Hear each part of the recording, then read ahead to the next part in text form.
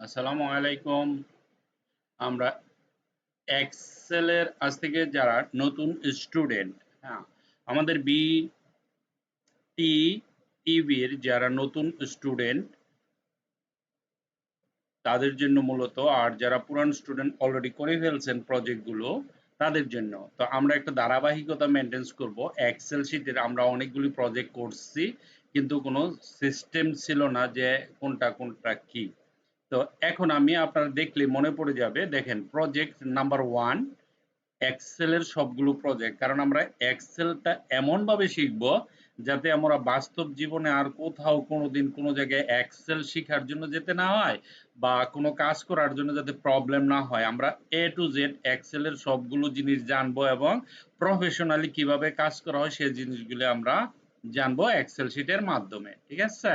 তো এখন আমরা আজকে যে ভিডিওটা, আজকে ক্লাসে যে জিনিসটা বুঝাইছিলাম, তাদের শুধুমাত্র সাম জিনিসটা আমি করছিলাম, বাকিটা বলছিলাম আপনাদের করার জন্য। যারা করে ফেলছেন থ্যাঙ্কস লট, আর যারা করেন নাই বা বুঝেন নাই তারা এই ভিডিওটা দেখলে এখন বুঝে ফেলবেন। ঠিক আছে?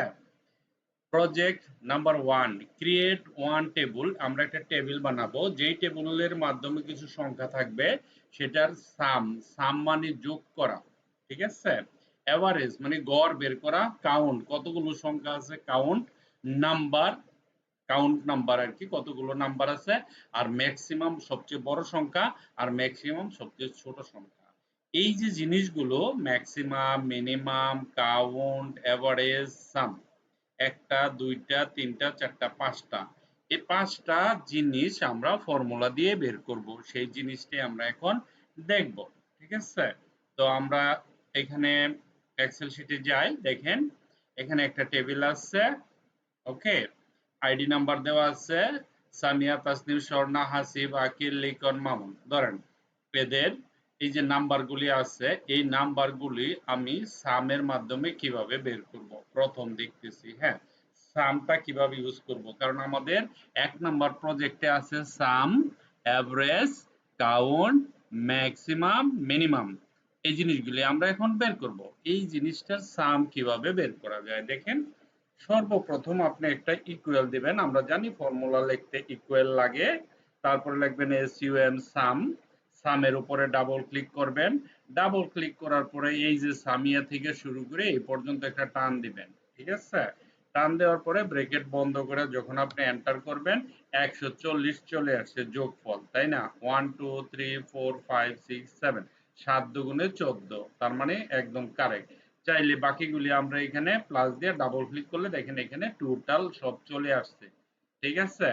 আবার এখন আমরা যাচ্ছি, সাম তো করেই ফেললাম, এখন যাচ্ছি অ্যাভারেজ। এখন এখানে একটা ক্লিক করবেন। ক্লিক করার পর লিখবেন AVERA, এই যে অ্যাভারেজ শব্দটার উপর ডাবল ক্লিক করবেন। ডাবল ক্লিক করার পরে এই যে জিনিসগুলি আছে এটা পুরাটা সিলেক্ট করেন, এরকম সবটুক। এইখানে যতগুলো সংখ্যা আছে তার মধ্যে এভারেজ একটা সংখ্যা দিতে বলছি আমি।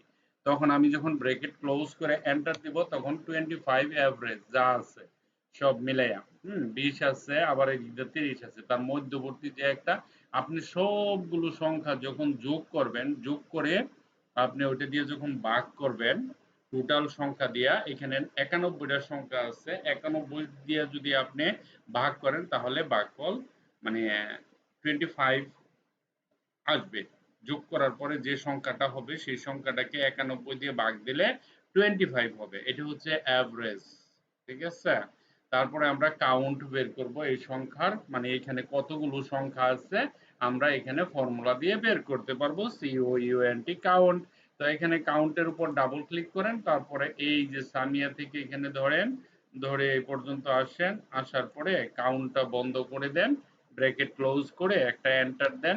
এন্টার দেওয়ার সাথে সাথে দেখেন 91, এখানে কাউন্ট করে 91 সংখ্যা পাওয়া গেছে। এখন এই যে সংখ্যাগুলি আছে তাদের মধ্যে সবচেয়ে বড় কোন সংখ্যাটা, সেটা যদি আমরা জানতে চাই তাহলে ম্যাক্স ফর্মুলা ইউজ করব। এখন একটা এখানে ইকুয়াল দেবেন, তারপরে লিখবেন MAX ম্যাক্স।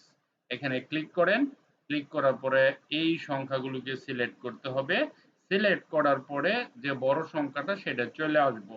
আমরা ম্যাক্স ক্লোজ করে দিলাম।